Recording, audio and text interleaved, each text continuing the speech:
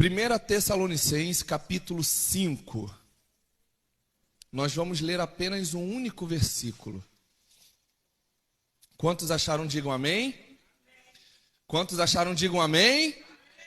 Aleluia. Esse capítulo 5, versículo 17, que diz assim: orai sem cessar.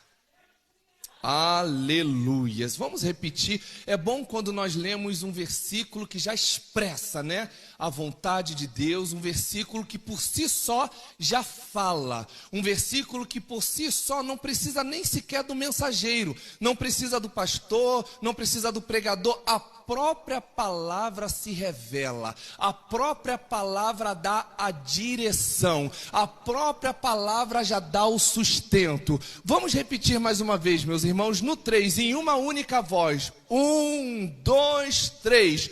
Orai sem cessar. Aleluia. Feche os seus olhos. Vamos agradecer a Deus por esta palavra.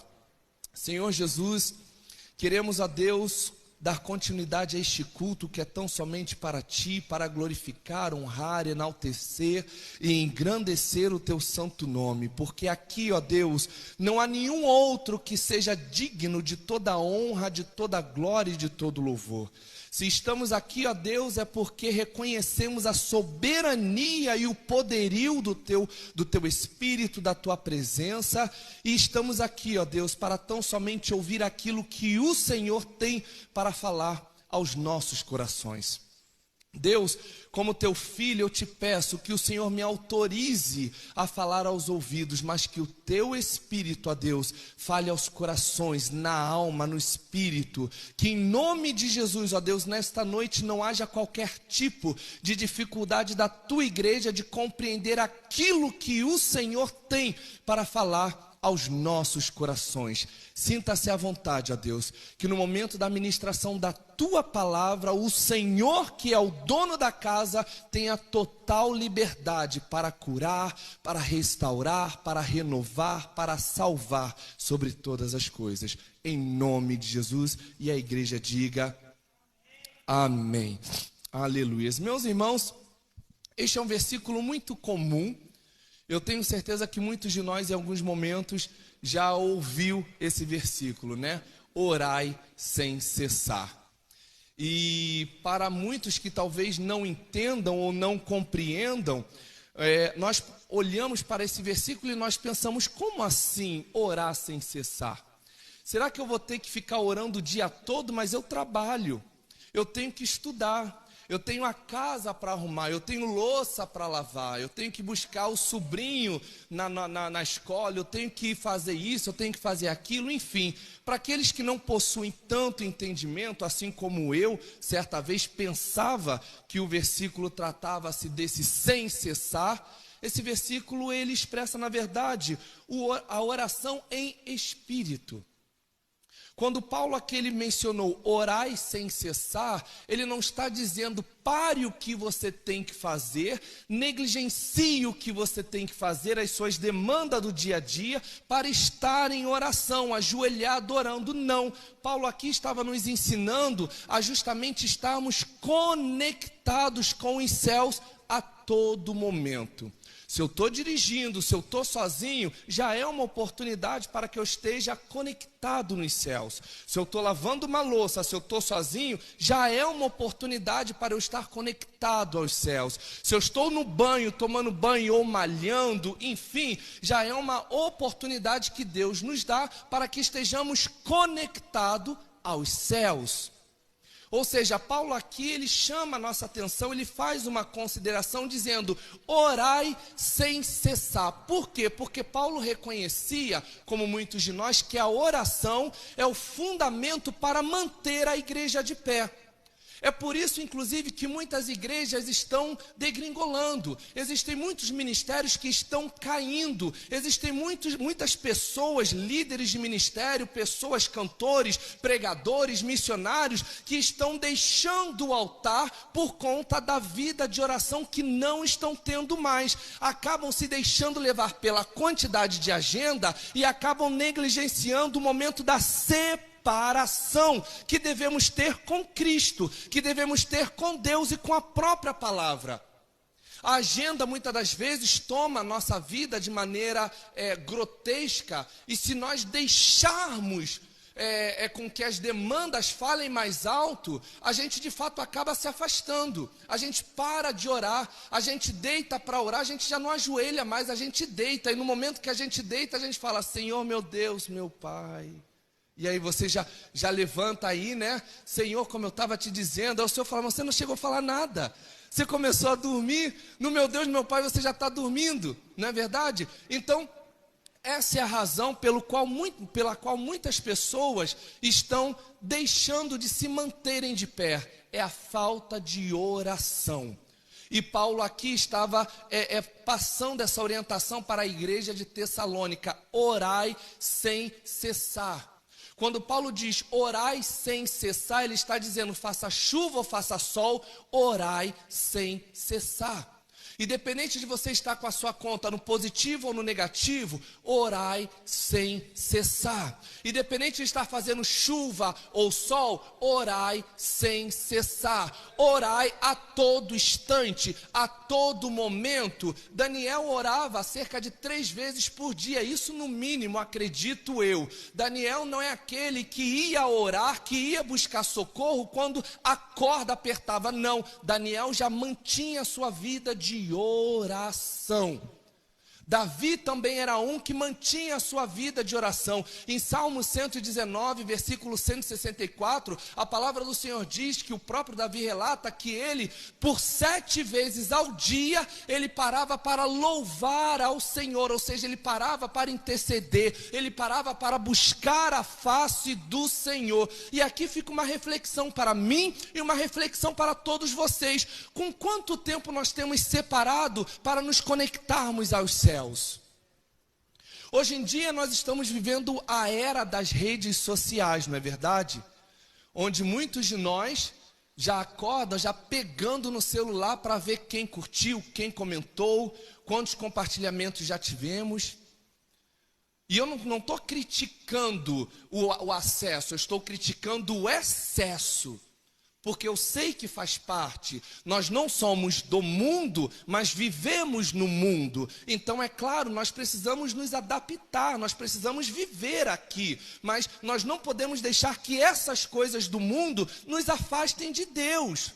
Muitas pessoas deixam de fazer o devocional pela manhã para acompanhar o reality show que aconteceu de madrugada. Muitas pessoas deixam de fazer o devocional durante o dia, justamente para poder acompanhar a vida até mesmo do pregador, da pregadora, do missionário, mas deixam de ter a sua própria relação, a sua própria intimidade com Cristo. E Paulo aqui está chamando a atenção da igreja de Tessalônica, está fazendo uma referência: orai sem cessar. A igreja de Tessalônica, meus irmãos, é uma igreja que foi fundada por Paulo, Silas e Timóteo. Tessalônica era uma cidade, uma província de Roma, na Grécia, e Paulo ali pregou de forma fabulosa, e de acordo com o que Paulo estava pregando, muitas pessoas estavam se convertendo. Isso a gente vê no livro de Atos, no capítulo 17. As epístolas de Paulo é muito bom, caso vocês queiram estudá-las, que vocês acompanhem paralelo ao livro de Atos, porque Atos sempre dá um resumozinho do que aconteceu, e junto com as epístolas a gente consegue compreender um pouco melhor. Então, o que acontece no livro, de Tessalônica, o livro de Atos, ele vem relatando ali a partir do capítulo 17. Do 1 ao 4 nós vemos que muitas pessoas se converteram através da pregação de Paulo. Muitas pessoas deixaram de idolatrar aos seus deuses, justamente por conta da pregação que Paulo, Silas e Timóteo estavam fazendo naquela cidade. Então o fluxo de pessoas que estavam deixando a idolatria para adorarem a Deus estava crescendo, e tudo aquilo que cresce incomoda, não é verdade? Tudo aquilo que cresce chama atenção, tudo aquilo que cresce em algum momento vai incomodar, para a esquerda, para a direita, para o alto, para algum lado vai incomodar. Por quê? Porque está crescendo. E isso de fato aconteceu com Paulo. Em Atos 17, do 5 ao 10, a gente vê que muitos dos judeus da época começaram a se revoltar, começaram a se virar contra Paulo, contra a pregação que Paulo estava fazendo. Paulo estava trazendo a verdade à luz da palavra. A própria palavra diz: conhecereis a verdade, e a verdade vos libertará. Ou seja, Paulo estava trazendo a verdadeira libertação para aquele povo que até então estava oprimido numa vida de idolatria a outros deuses. E quando Paulo, regido pelo Espírito Santo, chega na igreja, na região de Tessalônica, ele justamente quebra com o poder da palavra essa opressão que muitos ali estavam vivendo. E isso incomodou a ponto deles praticamente começarem a perseguir Paulo. Paulo então foge e posteriormente ele escreve para a igreja de Tessalônica para saber como eles estão. Paulo envia Silas e Silas volta com grandes notícias. Silas volta dizendo: olha, a igreja está muito bem. A igreja foi perseguida, sim, mas a igreja está muito bem. A igreja passou por dificuldades, sim, mas a igreja está muito bem. A igreja foi caluniada, sim, mas a igreja está muito bem. A igreja tem se mantido de pé. Talvez você não esteja percebendo, mas quando a palavra diz igreja, ela está se referindo a mim e a você. Então aqui Timóteo está dizendo, independente das perseguições, o povo, eles se mantiveram de pé. Independente das calúnias, o povo, eles se mantiveram de pé. Independente das perseguições, o povo se manteve de pé. Aleluia, a ponto inclusive de serem exemplos para outras regiões. E isso a gente vê em 1 Tessalonicenses 1:8. O versículo diz assim: porque vós soou a palavra do Senhor, não somente na Macedônia e Acaia, mas também em todos os lugares. A vossa fé para com Deus se espalhou, de tal maneira que já dela não temos necessidade de falar coisa alguma. Então veja que a igreja de Tessalônica, que na verdade o povo era um povo idólatra, eles verdadeiramente se converteram a ponto de chamar, de dar um bom testemunho de suas vidas, de sua conduta, às regiões que estavam ao redor. E Paulo diz: o trabalho está sendo tão bem feito pelo Espírito Santo, vocês estão se entregando, vocês estão se doando, vocês verdadeiramente estão vivendo tanto o Evangelho, que eu não preciso nem mais pregar, porque o testemunho de vocês já está pregando. E novamente eu trago a mim, eu trago a vocês para o texto. Aqui nós estamos falando do testemunho da igreja de Tessalônica. Como tem sido o testemunho do Joey? Como tem sido o testemunho de vocês? Como tem sido o nosso testemunho? O que as pessoas ao redor, as regiões ao redor têm pensado e têm visto de nós? Paulo está dizendo, vocês estão fazendo um trabalho tão bom, tão benéfico, não apenas na terra, mas também nos céus, que o céu está justamente ecoando sobre a terra e não está ficando só sobre vocês, está espalhando. As pessoas estão perguntando: que igreja é essa? Que Deus é esse? Que poder é esse? Que milagres são esses? Que poder é esse de manter a igreja de pé, mesmo sendo perseguida, mesmo sendo caluniada, mesmo sendo apedrejada? Que poder, de onde vem? Será que as pessoas estão tendo a mesma curiosidade quando olham para mim e olham para vocês? Que poder é esse? Da onde o Joey consegue tanta força? Da onde a pastora Lúcia consegue tanta força? Da onde a pastora Bel, os líderes da igreja Casa de Oração, os membros da igreja Casa de Oração, da onde eles conseguem tanta força? Eu quero ver, eu quero sentir, eu quero experimentar, eu quero também provar desse poder, desse amor, desse Espírito. Será que nós temos sido o Espírito de Cristo aqui na terra? Paulo está dizendo: orai sem cessar. Não há outro caminho de vivermos a vida de Cristo sem oração. Muitos de nós já sabemos que a oração, ela é o elo, né, de ligação entre a terra aos céus, entre a criatura e o Criador, entre o adorador e o adorado. É através da oração. Não existe outro meio de nós chamarmos a atenção de Deus sem que seja através da oração. Charles Spurgeon, que é conhecido como o príncipe dos pregadores, ele citou certa vez que a oração é a chave que abre o coração de Deus. Era quase um poeta, né? E quando a gente pensa de uma maneira romantizada, isso é lindo, porque muitas das vezes o coração de Deus de fato está fechado para uma determinada situação, e quando nós clamamos, quando nós oramos, quando nós suplicamos, aquilo vai justamente mexendo, vai chamando a atenção do Senhor, até que o Senhor olha para nós e reverte o nosso quadro. Aleluias, glória a Deus. Se você está precisando de uma resposta, se você tem visto que você tem tentado aqui, tentado ali, Deus está falando, o caminho é somente a oração. Não existe outro caminho, o caminho é somente a oração. A oração. E eu posso até falar algo a mais. Muitas pessoas acham que dízimo abre porta. Dízimo pode até ajudar e dar o suporte, mas o que abre porta é a tua oração.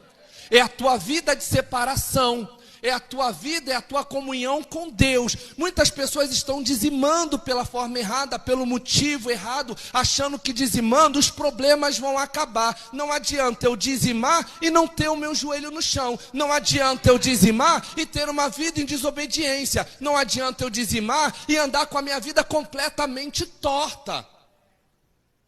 Não adianta. Então não há outro caminho senão a oração. Esse versículo ele é muito similar a Efésios 6, capítulo 6, versículo 18, que diz assim, Efésios 6, versículo 18, que diz assim: orando em todo tempo com a oração e súplica no Espírito, e vigiando nisto com toda a perseverança e súplica por todos os santos. Essa palavra tempo, orando em todo tempo, isso já faz um link com o versículo que nós acabamos de ler em Tessalonicenses, ou seja, orai sem cessar. Aqui Paulo está dizendo, orando em todo tempo. Então é trocar 6 por meia dúzia, né? Mas quando a gente para estudar esse versículo aqui, Efésios 6:18, nós vemos que esse tempo não é o nosso tempo. Eu não sei se muitos de vocês já sabem, mas na Bíblia existem 2 tipos de tempo. Existe o tempo cronos e existe o tempo kairos ou kairos. O tempo cronos é o nosso tempo. É o tempo que nós podemos mensurar os segundos, os minutos, as horas, os dias, as semanas e assim sucessivamente. E o tempo kairos ou kairos é o tempo de Deus, é o agora, é o já. Então, quando Paulo diz em Efésios 6:18, orai em todo tempo, esse tempo aqui no original, no grego, não é o cronos. Ou seja, orai todo amanhecer, orai em todo amanhecer, anoitecer, orai toda vez que você for dormir. Não, aqui Paulo está dizendo, orai agora. Não deixa para depois, a gente faz até valer aquele ditado popular, não deixe para depois o que você pode fazer agora. Então aqui Paulo está dizendo, orando agora. Ah, mas eu tenho agora, ore agora. Mas eu estou dirigindo, ore agora. Mas eu estou lavando louça, ore agora, a todo tempo, a toda oportunidade, sem agendamento, porque os céus, quando Ele quer te abençoar, Ele não agenda, muito pelo contrário, os céus, Ele tem pressa em te abençoar, Ele simplesmente aguarda o seu posicionamento. Quer ver? Quando Jesus se encontrou com Zaqueu, Jesus falou, Zaqueu, desce de... Em outras palavras, era Jesus dizendo, Zaqueu, céu está só esperando você descer. Tem muito para acontecer na sua vida, então desce depressa, desce depressa. No livro de Atos, quando o anjo aparece na cela para justamente tirar Pedro, o anjo vira para Pedro e diz: levanta e pega suas coisas depressa, depressa. Ou seja, os céus, ele tenta colocar o nosso tempo no tempo dos céus. A gente precisa correr, a gente precisa se posicionar, a gente precisa justamente nos alinharmos nos céus, para que os céus se abram e a gente receba tudo que está retido para nós. E a maneira de estarmos alinhados, a maneira de estarmos justamente na posição é através da oração.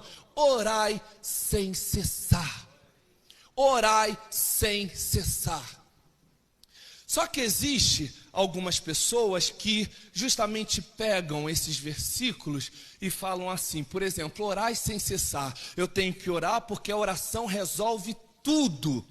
Eu preciso desmistificar isso na sua mente.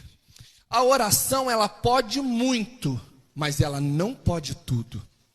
Joey, que heresia é essa que você está falando? Eu estou falando e eu repito, pautado na palavra. A oração, ela pode muito, mas ela não pode tudo. E o que a oração não pode? A oração não pode mudar os planos e a vontade de Deus. Quando nós vemos Davi chorando, clamando, jejuando pela vida do filho que ele teve em pecado, Davi orou. Ou seja, orar sem cessar. Davi estava orando. Davi jejuou. Ou seja, é uma atitude que compete a mim e a você. Quando nós queremos uma vitória, quando nós acreditamos, a gente ora, a gente jejua, crendo na vitória, crendo que Deus vai reverter o quadro. E Davi, como eu e como você, ele fez a mesma coisa. Ele orou, ele orou, ele orou, ele jejuou, ele clamou, ele suplicou durante dias. Mas nada do que Davi fez foi capaz de mudar o cenário que Deus já tinha determinado. Por quê? Porque já fazia parte de um plano. E isso frustra muitos de nós. E o que frustra? É estarmos no erro, achando que depois de termos pecado, depois de termos errado, Deus ele vai reverter o nosso quadro. Não, meu irmão. Deus ele vai te perdoar, mas ele vai permitir que você passe pela consequência. A oração ela serve para te realinhar com os céus, mas a dívida que você tem aqui na terra, você vai ter que pagar. Não é à toa que a palavra diz que tudo aquilo que o homem planta, ele colhe. Só que muitas pessoas acham, não, eu vou orar e Deus vai reverter, eu vou orar e Deus vai reverter. A gente precisa ter a sensibilidade para identificar, será que nós estamos certos? Será que nós estamos alinhados com a vontade de Deus, para que Deus de fato possa reverter o quadro que eu estou passando? Davi está aqui, 2 Samuel 12, Davi orou. Constantemente, Davi amava o seu filho, mesmo sabendo que o filho era uma semente do pecado, mas ele amava. Qual pai que não vai amar um filho? É claro que hoje em dia nós vemos muitos casos, mas dentro de uma normalidade, todo pai, toda mãe, ele preza pela vida, pela saúde, pela educação, pela vida dos seus filhos. E com Davi não era diferente. Davi clamou, Davi chorou, Davi suplicou, Davi passou dias sem comer, jejuando, orando, pedindo, Senhor, tem misericórdia, me perdoa, tem misericórdia, tem a graça da minha vida. Deus poupou a vida e perdoou Davi, mas a consequência não foi revertida, porque não fazia parte do plano de Deus. Então aqui fica um questionamento para nós. Será que o que nós tanto temos pedido para Deus reverter não tem sido revertido? Porque talvez eu esteja pedindo para Ele reverter um erro que eu cometi, e Deus não vai reverter. Porque nós precisamos pagar, nós precisamos colher. O perdão é garantido. A própria palavra do Senhor diz, aquele que confessa e deixa o pecado, ele é fiel e justo para perdoar. Mas isso não anula as consequências. Quem está entendendo essa palavra, meus irmãos? Amém? Glória a Deus. Mas é claro que Deus, em graça e misericórdia, Ele tem o poder, através da oração, de reverter muitos cenários. Por exemplo, Abraão, ele clamou pela vida de Ló, que estava em Sodoma e Gomorra, né? Então, através do clamor, da súplica de Abraão, Deus então livrou Ló e sua família. Deus também atendeu a súplica de Moisés. Certa vez o povo de Israel, eles estavam murmurando contra Deus, Deus se enfureceu, a ira do Senhor se acendeu, e Deus já queria justamente exterminar com todos e começar uma nova geração a partir de Moisés. E Moisés vira para ele e diz: Senhor, tem misericórdia do teu povo. Se porventura o Senhor não tiver misericórdia, arranca o meu nome do livro que o Senhor está escrevendo, mas tem misericórdia. E o Senhor foi e lhe atendeu. Quem não lembra de Ana? Ana foi mal compreendida até mesmo pelo sacerdote Eli. Ana estava justamente se entregando em oração, Ana estava se abrindo em oração e Ana foi criticada. Eli, que era o sacerdote, que era para estar conectado aos céus, que era para estar justamente alinhado no mundo espiritual, Eli olha para Ana e diz: está bêbada. Eli não reconheceu, por quê? Porque estava fora da esfera espiritual. E isso acontece com muitos de nós dentro da igreja. Muitas pessoas olham para mim, muitas pessoas olham para você, não estão no mesmo clima espiritual e criticam. Acham que de repente o nosso glória está alto demais, acham que de repente o nosso movimento está exagerado demais, mas eles não percebem que nós estamos numa atmosfera diferenciada. Os céus, às vezes, ele não se abre sobre este lugar, ele se abre sobre você. E através de você ele vai ampliando, até tomar todo lugar. Aleluias, glória ao nome do Senhor. Quem não lembra também do rei Ezequias, né? Ezequias, que Deus mandou o profeta dizer: olha, tu vais morrer, tu serás acometido por uma doença, e tu vais morrer. E quando o profeta sai da presença do rei, o rei de imediato vai recorrer ao rei dos reis. Aleluia, o rei Ezequias vai clamar àquele que poderia reverter o teu cenário. E ele clama, e a conexão foi tão rápida, que antes mesmo que o profeta saísse do palácio, Deus vira e diz: volta, aleluias, e diz que ele vai ter mais 15 anos, aleluias, glória a Deus. Deus me trouxe aqui para falar para você: não vai morrer, antes mesmo que a sua lágrima desça, Deus me trouxe aqui para falar: Deus está te dando uma extensão, Deus está estendendo os teus dias, Deus está estendendo o teu ministério, Deus está estendendo os teus planos, aleluias.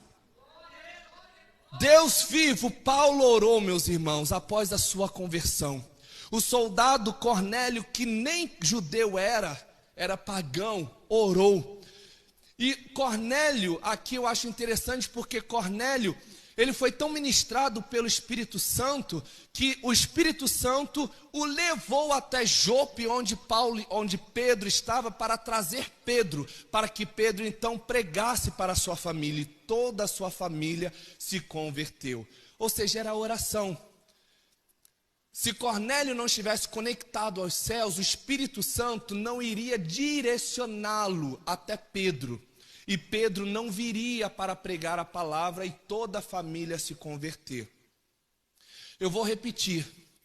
Se Cornélio não tivesse se conectado nos céus, o Espírito Santo não teria levado ele até Pedro, para que Pedro viesse para pregar e toda a sua família se converter. Eu vou falar de uma outra forma. Enquanto você não se conectar com os céus, Deus não vai te levar ao lugar certo para que a palavra volte e liberte a sua família. Deus está esperando você se reconectar, você se conectar. Os céus estão esperando para reagir ao teu favor.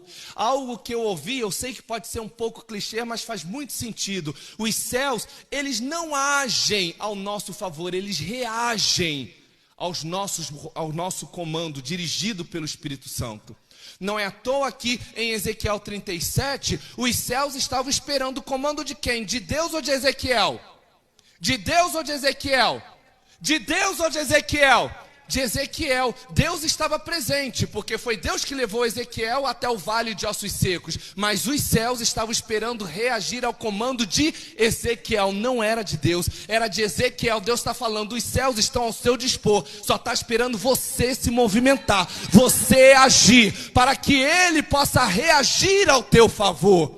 Aleluias, isso é uma palavra maravilhosa. Os céus estão aguardando, a porta de emprego está aguardando a sua ação para que os céus reajam. O seu casamento, ele está prestes a ser revigorado, está prestes a ser reconectado a partir do momento que você simplesmente agir para que o céu reaja. A cura que você tanto precisa, Deus está falando, ela já está pronta, você só precisa agir para que o céu reaja. Haja aqui embaixo, para que em cima o céu responda. Aleluias. Então nós vemos, diante de tantos cenários de vitória, nós vemos diante de tantos cenários de milagres feitos, pela oração, nós tendenciosamente, nós acabamos justamente nos acostumando mal. A gente acha que a oração resolve tudo, e como eu já falei aqui, ela resolve muito, mas não resolve tudo. Certa vez, em Josué 7, Josué, orientado por Deus, leva o exército para uma peleja contra o povo de Ai, e eles perdem. E eles perdem por quê? Porque na guerra anterior, onde Deus tinha falado para exterminar com todos os despojos, Acã, ele pega um pouco da anátema e esconde na sua própria tenda. E na segunda guerra, ou seja, na guerra posterior, o povo de Israel perde. E Josué não entende nada. Josué fica cabreiro. Josué falou, mas por que nós perdemos? O Senhor é conosco, o Senhor nos livrou do Egito, o Senhor nos preservou na travessia do Jordão. Então, será que nós vamos morrer aqui? O que está acontecendo? E então Josué, junto com alguns anciões, eles começam a orar, eles começam a clamar, achando que a oração iria resolver tudo, até que Deus interrompe a oração. Deus, ele não espera Josué acabar de orar. Deus literalmente interrompe a oração, dizendo, Josué, para de orar, não é momento de orar. O que aconteceu é que há um erro no arraial. Então você tem que reparar esse erro, para que novamente o povo volte a vencer nas batalhas. Enquanto não houver a reparação, enquanto não houver o conserto, não adianta, eu não vou nem me movimentar. Então para de orar, porque a oração agora não vai adiantar nada. Você só precisa de agir. Você precisa agir. Os céus estão liberados ao seu comando, mas ele só vai ouvir a partir do momento que você deu o comando em obediência. Em obediência, porque senão se torna muito fácil, eu agir, mas eu tenho que agir em obediência. Eu não posso agir de qualquer maneira, eu tenho que agir em obediência. Os céus vão responder, eles vão responder, mas vão responder quando eu agir em obediência. Aleluias! Em obediência, meus irmãos, em obediência. Glória a Deus. E eu preciso falar, até mesmo para nós usarmos o nome do Senhor Jesus, nós precisamos ter uma intimidade. E a intimidade só vem através da oração. Através da oração. Existe algum nome que é mais poderoso do que o nome de Jesus? Existe algum nome que é mais soberano do que o nome de Jesus? Só que o nome de Jesus, muitas das vezes, quando nós utilizamos e a gente não vê o cenário reverter, não é que o nome de Jesus não tenha poder, ele tem poder, só que infelizmente ele está sendo utilizado de maneira inadequada. É como se eu pegasse uma arma, não que o Senhor fosse uma arma, muito pelo contrário, temos maturidade para entender essa palavra.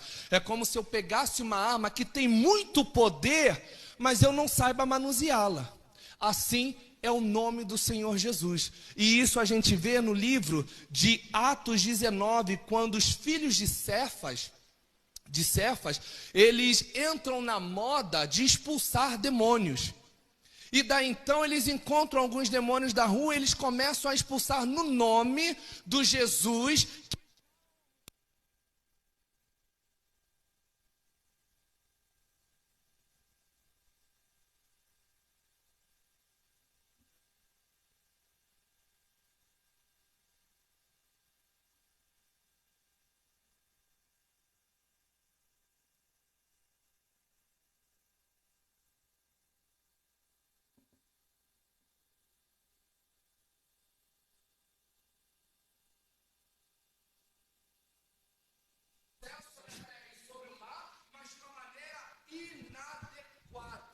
Inadequada. Então, lá em Atos 19, a gente vê no capítulo 13, eu vou ler muito rapidamente, falando assim: e alguns dos exorcistas judeus ambulantes tentavam invocar o nome do Senhor Jesus sobre os que tinham espírito maligno, dizendo: esconjuro-vos por Jesus, a quem Paulo prega.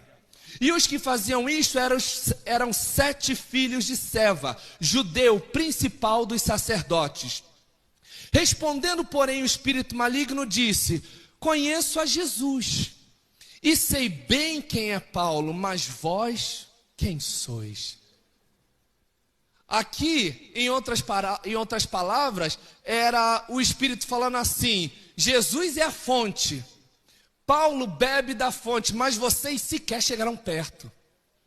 Aleluias! Aleluias! Aqui os espíritos estavam justamente falando: o nome de Jesus tem poder, mas nas suas mãos que não tem moral para utilizar, de nada vale. Aleluias! Tanto é que eles dão uma surra nos 7, e eles são surrados, feridos, e eles têm que sair da cidade nus, envergonhados. Envergonhados. Deus está falando: quer usar o nome do meu filho? Eu te dou total liberdade, mas esteja alinhado, esteja na posição, esteja em obediência. Esteja em obediência. Aleluias.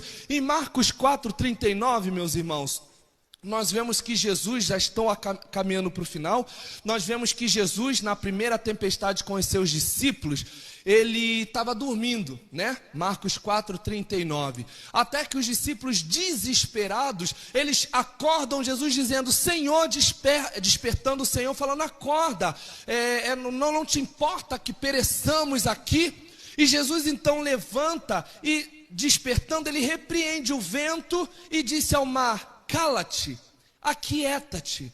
E o vento se aquietou e houve grande bonança. Ou seja, aqui a palavra deixa muito claro, a não ser que eu não esteja compreendendo muito bem a palavra, mas a palavra não diz que Jesus levantou e foi orar. Aqui a palavra não diz que Jesus levantou e foi se ajoelhar. Não, a palavra diz que Jesus levantou e simplesmente repreendeu. Porque Jesus já tinha a autoridade do Espírito. Por quê? Porque ele já tinha uma vida de oração. Muitos dos problemas que nos afligem, eles nos afligem porque nós não temos autoridade. E a falta de autoridade é derivada de uma vida de oração. Aqui você não vê Jesus: não, tudo bem, a tempestade vai se acalmar. Oh Pai, não, Jesus simplesmente levantou e disse: mar, cala-te. O que está faltando na nossa vida é autoridade. Só que essa autoridade só vem mediante a oração. Não é à toa que a Davi, justamente tendo uma plena comunhão com Deus na época, né? Davi, ele tinha uma comunhão com Deus. Quando ele chega lá no campo de guerra, ele vê todo aquele exército pensando no que iria fazer. Ele diz: vocês não precisam orar, vocês não precisam clamar, vocês só precisam agir, porque os céus estão esperando só vocês agirem. Vocês não vão agir não? Então eu vou agir. E ele diz: Golias, você vem contra mim com espadas, com lanças, mas eu vou contra ti em nome do Senhor dos exércitos. Davi já tinha a autoridade do Espírito, Davi já tinha comunhão, Davi já tinha relacionamento com Cristo, com Deus, em oração. Por quê? Porque Davi estava no campo, estava pastoreando, apacentando as ovelhas do seu pai Jessé, mas estava com pensamento em Deus. estava justamente conectado em Deus. Quando chegou o momento do levante, ele teve autoridade para batalhar e venceu. O que falta para nós é justamente essa vida de oração. É essa vida de oração que é o único canal que nós vamos ter autoridade para repreender todo o mal que estiver vindo sobre as nossas vidas. Amém? O louvor pode se preparar, por gentileza. Aleluias. Glória a Deus. Oração, meus irmãos, oração. Deus vivo. A minha oração essa noite é que você realmente volte para sua casa e você possa refletir sobre essa palavra. Quanto tempo você tem orado, você tem separado para Deus, para falar e para ouvir a Deus? Será que você só tem ouvido a Deus aqui na igreja, às quartas e aos domingos? Porque é muito importante que o filho tenha contato com seu pai diariamente. Se eu ficar um dia, 2 dias sem falar com a minha mãe já me liga. Meu filho, está tudo bem? O que está acontecendo? Você não ligou? Como é que estão as coisas em casa? Você está comendo? E é assim que acontece conosco, também com Deus. Deus, ele sente a nossa falta, não que ele esteja longe, mas nós nos distanciamos de Deus. Entenda, eu vou repetir isso aqui. Deus, ele não se distancia de nós, somos nós que nos distanciamos de Deus. Só que hoje Deus está aqui para justamente nos realinhar, para nos reconfigurar numa vida de oração. Numa vida de oração. Que Deus nos abençoe em nome de Jesus.